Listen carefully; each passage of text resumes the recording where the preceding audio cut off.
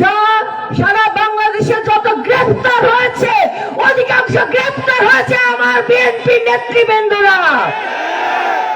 সারা বাংলাদেশে যে নির্যাতন নিপীড়নের শিকার হয়েছে তার অধিকাংশ নির্যাতন নিপীড়নের শিকার হয়েছে আবার জাতীয়তাবাদী দলের নেতৃবৃন্দরা।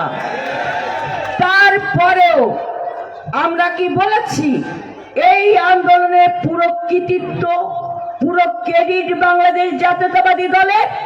আমরা বলি নাই, কারণ আমরা গণমানুষের অধিকার পূর্ণ প্রতিষ্ঠার জন্য লড়াই করি, আমরা অধিকার প্রতিষ্ঠার জন্য সংগ্রাম করি, আমরা বাংলাদেশের স্বাধীনতা সার্বভৌমত্বকে রক্ষা করার জন্য আবার জীবন বাজি রাখবো, কোনো কৃতিত্ব নেওয়ার জন্য লড়াই করি না।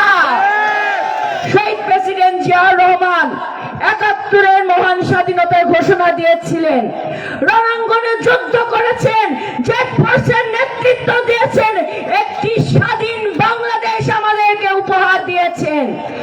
৭১-এর যুদ্ধ যারা ভুলে যেতে চায়, যারা মনে করে ৭১-এর যুদ্ধ কোনো যুদ্ধ নয়,